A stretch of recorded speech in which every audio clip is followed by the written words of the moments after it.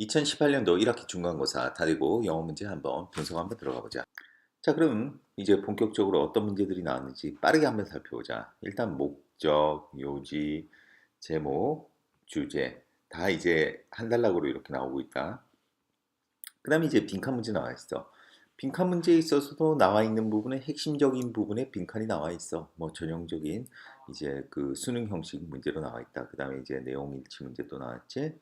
그리고 순서 문제 있는데 이게 순서 문제가 이게 교과서였어. 교과서였는데 이거 같은 경우는 눈에 띄게 어떤 뭐 큰 단서라고 볼 수는 없어. 이거를 갖다가 뭐 예를 들어서 뭐 however 이 정도 확실하게 눈에 띄는 단서라고 할 수 있고 그 외적으로 보면 그냥 내용이야. 그런데 이건 교과서 내용이기 때문에 이 난도가 어렵지는 않아. 교과서만 조금만 더 충분히 이해했으면 충분히 풀 수 있는 그런 문제였다. 난도들이 그렇게 전반적으로 높다라고 느껴지진 않아. 그 다음에 문맥에 낳는 낱말 같은 경우도 이렇게 보면 내용만 충분히 이해했으면 알아볼 수 있는 그런 문제들이야. 물론 단어는 뭐 둘 중에 하나는 알아야 되겠지.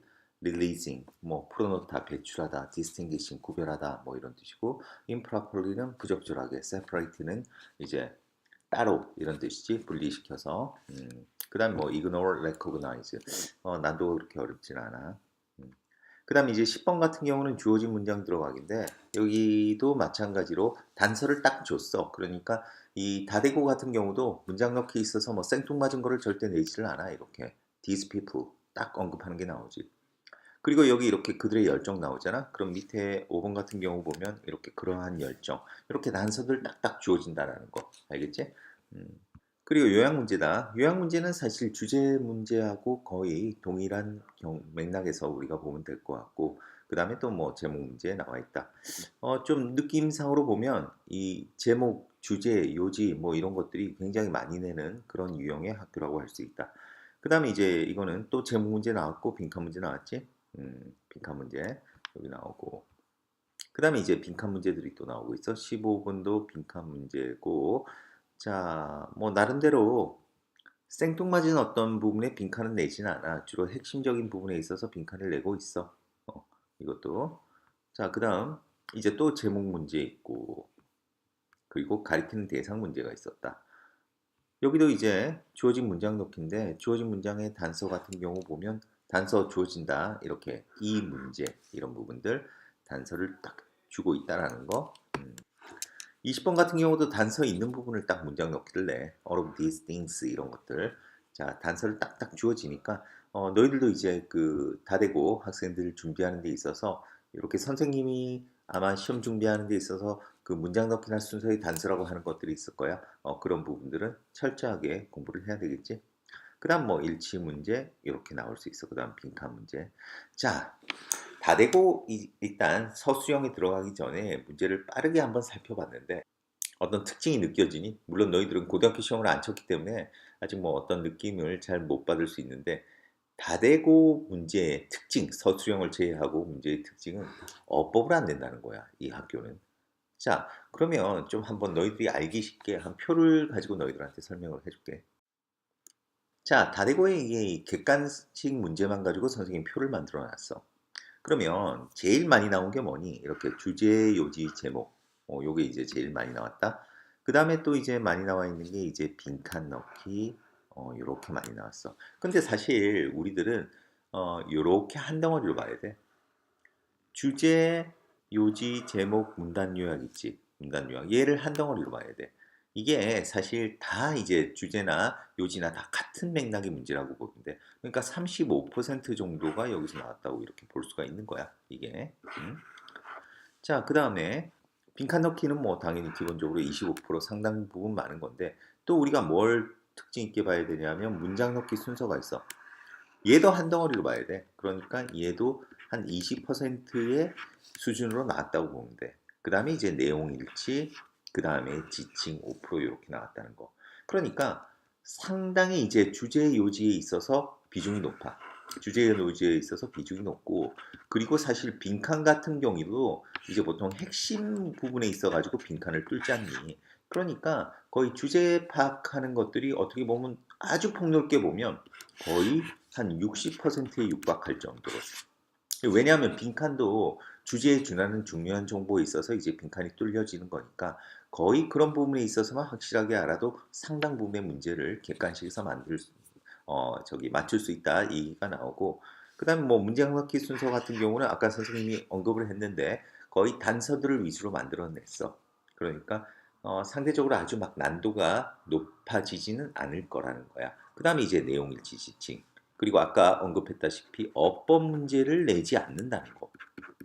자, 이 참 희한해. 원래는 사실 이 고등학교 1학년한테는 어법 문제를 좀 내줘야 되거든.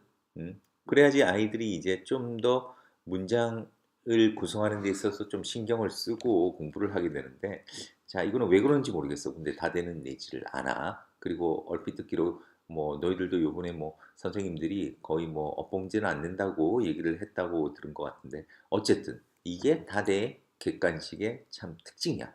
자, 그러면 이제 사실 또 아이들이 그 많이 좌우되는 게 서술형이거든. 서술형에서도 성적이 좌우가 되는데 과연 서술형은 어떻게 되어 있는지 조금 더 자세히 한번 보도록 하자.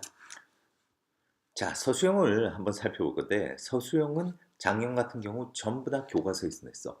교과서에서 전부 다 냈고 모의고사라든지 프린트로 주는 거에서는 전혀 나오지가 않았다. 작년 같은 경우. 그래서 올해도 교과서에서 거의 서술형이 나올 거라고 생각하고 그러면 1번 같은 경우는 뭐였어? 조건에 맞게 이제 사용해서 빈칸에 들어갈 문장을 쓰래. 이거 무슨 거냐면 아이위시 구문이거든. 이거 가정법이지. 아이위시 가정법 구문을 쓰라는 거야. 근데 포인트가 뭐냐면 문맥상 동사의 시제 변화가 필요하면 변형할 것. 무슨 얘기냐면 I wish 다음에는 무조건 가정법이야. 무조건 가정법이라서 무조건 ed가 들어가야 되거든. 그러니까 여기서 이제 이 have의 어형을 had로 바꾸는 게 또 포인트였겠지. 물론 이거 만들어내는 거는 뭐 기본이었을 거고. 그래서 이것도 뭐 그렇게 어려운 난도는 아닌데 너희들이 워낙 이제 주관식에 좀 겁을 내다 보니까 이게 힘들 수 있을지 모르겠는데 이것도 사실 보면 어떤 핵심적인 내용이야. 그러니까 I wish 가정법 구문은 나름대로 이제 구문에서 설명하는 부분들 중에 하나거든. 그렇기 때문에 충분히 예측 가능한 그런 문제라고 볼 수 있고. 자, 2번 같은 경우도 흐름에 맞지 않는 문장을 찾아가지고 흐름에 맞게 바꿔 쓰래. 자, 근데 이건 너희들이 한번 이거 해석을 한번 해보면 알 건데 이거 사실 이미 교과서에 나오고 공부를 한 거잖아. 그래서 공부만 조금만 한 애들이면 이거 뭐가 문제인지 분명히 찾을 수 있는 문제야. 그리고 흐름에 맞지 않는 것을 찾아서 한 단어의 흐름에 맞고 바꿔 쓰는데 다 쓰라는 거. 알겠지? 틀린 것만 쓰면 안 돼. 전체 문장을 다 쓰라는 거야. 그럼 뭐가 문제냐면 이거 읽어보면 알아. 그렇게 한 후에 너는 어떤 그 직업을 제거할 수 있다. 뭐 eliminate 제거하다 이 정도. 근데 거기서 너가 관심을 가지지 않는. 그러니까 관심을 가지지 않는 직업을 일단 제거한다. 이 부분인데 이 부분 그냥 컨테이너를 갖다가 eliminate로 바꿔 쓰면 돼. 별로 이것도 공부 조금만 한다면 그렇게 난도가 어렵지는 않아. 너희들이 그러니까 이 모르겠다. 이걸 뭐 어렵게 느끼는지 아닐지는 모르겠는데 선생님 봤을 때는 이건 절대 어려운 주관식이 아니야. 자, 그다음 3번 문제를 볼까? 3번 문제는 말 그대로 윗글의 내용을 한 문장으로 요약하래. 근데 주어진 단어를 한 번만 사용해서 또 빈칸에 들어갈 말을 쓰래. 자, 여기 보자. 요약문. 요약문이라고 해놓고 이거 밑에 줘. 밑에 줘. 그지? 그러다 보니까 뭐 이거는 또 오형식 구문이야 사실. 고작은 특별한 쓰레기 봉지입니다. 해놓고 이제 which 관계사 들어갔고 이거 오형식 encourage 장려한다. 얘가 to 하도록 요거 전형적인 구조니까 사실 밑에 단어 가지고 이제 배열하는 거잖아. 그렇기 때문에 충분히 뭐 맞출 수 있는 문제라고 보고 그 다음에 이거는 뭐 해석 안 한다 해석. 해석할 때 이것도 이거잖니. 보통 help oneself to 해가지고 이렇게 명사가 나오면 보통 음식이 나오면 배불리 먹다 이런 뜻이거든. 여기서는 이제 원하는 것을 이제 마음껏 가진다 이런 뜻이 돼가지고 이것도 뭐 표현으로서 그 아마 교과서 할 때 공부할 때 배우게 될 거야. 그러니까 이것도 뭐 낼 만한 건 했어. 뭐 그리고 이게 뭐 아주 까다로운 해석도 아니고. 그리고 5번도 한번 볼까? 자, if food is not shared, it is wasted 라고 밑줄을 그어놨는데 보니까 또 요약이네. 또 한 문장 요약이지. 근데 요약인데 또 주어진 단어가 주어진 단어. 근데 allow 나왔잖아. 딱 allow 나왔다는 건 또 오형식 구조지. 너의 추가적인 음식이 해가지고 목적 보호자리 나왔는데 이제 나누어지도록 이웃들에게 뭐 이것도 뭐 별 어렵진 않고 그래서 그다음 뭐 이거는 해석하는 거잖아. 이거 뭐 해석되는 거 이거 아까 이거 어려운 문장이 아니잖니. 음식이 공유되지 않으면 그것이 낭비된다 이 부분. 글쎄. 그리고 자 서술형 7번 같은 경우 이제 빈칸을 줘놓고 여기 이 글에 나오는 단어를 이용해 가지고 뭐 형태 변화가 필요하면 변형을 하래 만들라는 건데 이것도 교과서 문제고 초콜릿 감별사로서 가장 중요한 일은 말 그대로 이거거든. 나의 평가가 가능한 한 객관적이게 하는 것이다. 이거잖아, 이거. 중요한 일이 바로 이거잖아. 이 부분을 쓰는 거야. 근데 이걸 맞추면 이거는 뭐 보호자리니까 예를 들어서 to make my evaluation objective 뭐 이렇게 써도 뭐 아무 문제가 없었고 여기 이 친구 같은 경우는 keeping my mouth objective 나의 입을 객관적으로 유지하는 것이다. 객관적이 되게 유지하는 것이다. 이것도 뭐 약간은 콩글리시 느낌이 나는 영어긴 한데 이거는 학교 선생님이 몇 점을 줬는지는 모르겠다. 어쨌든 그나마 조금 더 어렵다고 느끼는 게 뭐 7번 정도? 근데 이것도 뭐 충분히 내용을 이용한다면 맞출 수 있는 문제였다고 하겠다. 그래서 보면 알지만은 이 난도가 그렇게 어려운 것들이 아니야. 난도가 그렇게 어려운 것들이 아니기 때문에 대신 이제 서술형이 주로 이제 교과서에서 나온다는 거. 그래서 교과서에서 공부를 할 때 좀 더 좀 세심한 부분. 왜냐하면 교과서는 선생님 봤을 때 이제 왜 우리 순서 배열 같은 것들이 좀 있었잖아. 순서 배열 있지? 그래서 뭐 핵심적인 어떤 문법적으로 알아야 되는 부분에 있어서는 순서 배열 문제 좀 대비를 할 필요가 있지 않겠나. 그렇게 생각을 한다. 자, 그래서 뭐 다대 고등학교 간단하게 이제 작년 시험 분석은 여기서 일단 마무리하겠고, 대강 느낌 감은 잡았을 거야. 응? 아까도 얘기했지. 객관식 같은 경우는 이제 주제에 관련해서 굉장히 많이 내.